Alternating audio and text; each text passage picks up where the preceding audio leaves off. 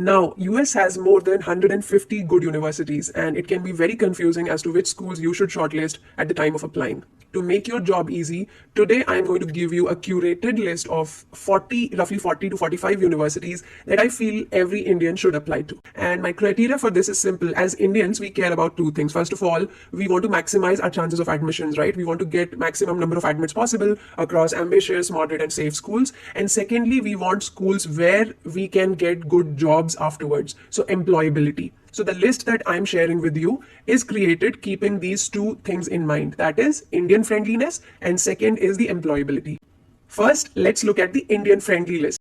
Historically, I've seen that Indians tend to get more admits at certain universities in US, and this has nothing to do with ranks, by the way, okay? So you can find Indian-friendly universities even in top 20, even in top 50, and even in top 100 universities, right? So some schools have just given historically more admits to Indian students. So that is the list that I am preferring in this section. What I'm going to now cover is, let me talk about three kind of universities here. One is the ambitious, which is generally higher ranked or more difficult to get into programs, but still where we have seen Indians getting in. And then we will look at the moderately ambitious list. And lastly, we will look at the safe list.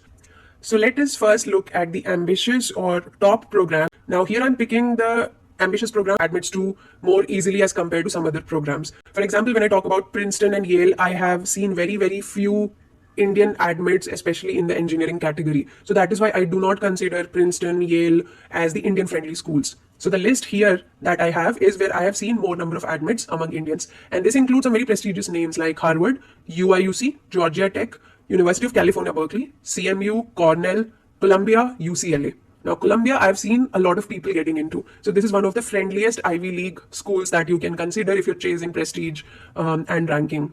Now, let us look into the moderately ambitious category. In this, some of my favorite schools would be UC San Diego, one of my all-time favorite because location is excellent. UC has a great brand name and reputation, and some of the big employees like Qualcomm is around. So UC San Diego. Then Purdue is a great choice. Also, it's one of the cheaper programs, so something to keep in mind. University of Maryland, seeing a lot of Indians getting in here. UC Irvine, again a great mid-tier choice in the universities of California. New York University. Although expensive, I think the career prospects have been phenomenal, and we have seen good number of admits to both Courant and Tandon program. Then we have USC, which is higher in ranked, but it's not as ambitious. It's just, so I've put it for now in a moderately ambitious list. Of course, this will depend on your profile also. Apart from it, NCSU has a great location advantage in the RTP area. And lastly, Texas A&M. Texas A&M is also a very good ROI school for Indians. Lastly, I'm going to look at the safer universities. In this, I like Duke University, which is more known for its MEM program, of course, and a lot of Indians getting into Duke MEM. Then we have UT Dallas, slightly more GPA friendly school, but gives a lot of admits to Indians. And despite all the bad things you hear about this program, the fact is that, like, you know, I've rarely seen anybody struggling for a job after graduating from UT Dallas. Then another one of my favorite ROI school is Sunny Stony Brook. It's like close enough from New York City, very cheap. It's a public university, so a great choice, Sunny Stony Brook. Then I like University of California, Santa Cruz. It's actually very close from Silicon Valley, and like not many people know about it. Excellent school for you to consider. UMass Amherst. Excellent reputation again. Actually, in my time, a lot of IITians used to go to this program. Then we have Northeastern, which is extremely popular because of its co-op program. CU Boulder, again, I've heard excellent feedback from our alumni who have studied there. Indiana University Bloomington, again known for more like MIS kind of programs, and also they have a decent data science program. San Jose State University, which I think the whole charm is about being absolutely bang close to Silicon Valley. NYU Poly, again, New York City factor. University of Florida, Arizona State, Sunny Buffalo, and Syracuse University. So these are some of the universities you can consider without much risk, or especially if you don't know how to get started, then these 30 universities are a great place to begin shortlisting your school with.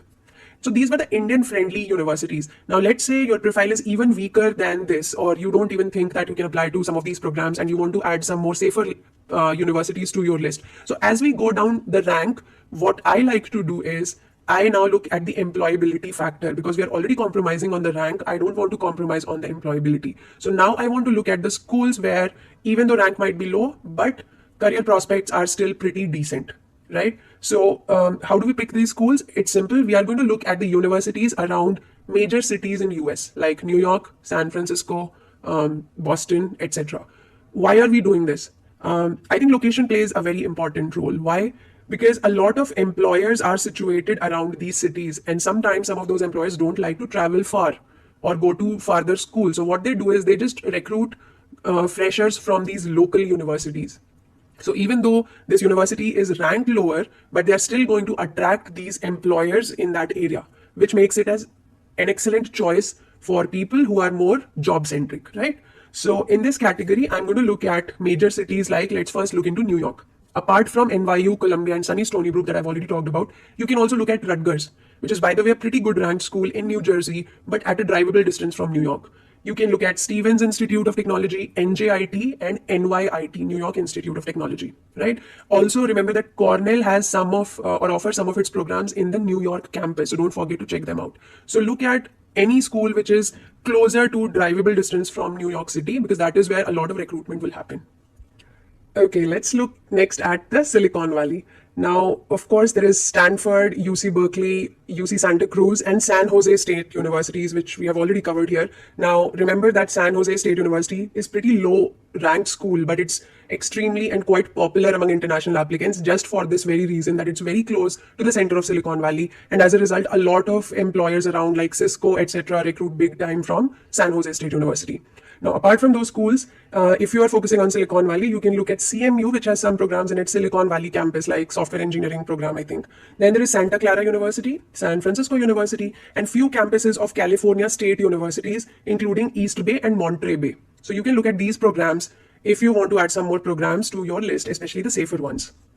Next, let's look at another major city and tech hub in US, which is Boston. Apart from the very prestigious universities like MIT and Harvard, which are in Cambridge, Boston has a lot of good choices. We already looked at Northeastern, which is extremely popular, but let's look at a few more universities slightly lower in the rankings. Here you will find University of Massachusetts, Boston, Tufts University, and Boston University. These are also pretty decent choices. And lastly, I'm going to look at Chicago, which is closer to where I studied. And by the way, the weather here was horrible. So Chicago is one of my least favorite cities in US, but it's a major employer hub. So if you're looking for those major cities, then Chicago can be considered. Here we have, of course, some high-ranked universities like University of Chicago and Northwestern universities, but we also have some mid-tier schools like University of Illinois Chicago campus and Illinois Institute of Technology at Chicago. Okay, so you can consider these. Now, I also like Austin's location a lot, but I could not find many credible choices around there. There is, of course, University of Texas at Austin, but it's pretty competitive school, very research-oriented university. I have not seen many people getting into the engineering, like mainstream programs, but we did have clients going there for programs like MSOR or analytics kind of schools. So very, very solid schools. But other than that, I did not find anything closer enough from Austin. Of course, there are many universities in Texas that you can consider as well. Okay, so that was a list from my side. Now, if you combine all the names that we have talked about today, then you will have a list of 40 to 45 solid schools to get started with. I would suggest using this as a starting point for your list. Then, of course, you should look at some of the previous results of these schools, compare how your profile stacks against those previous admits, and then determine how difficult it would be for you to target this particular university. And then accordingly, you should create your own list, divide them into AMBI, MOD, and SAFE categories, and make sure you apply to at least three programs in each category, right? And that is how you can go about shortlisting your programs. Now, I cannot emphasize this point enough, but you must look at the previous results of all the universities that you are considering, because that is the only realistic data which will give you a sense of how your profile stacks up to the average applicant who gets into these programs.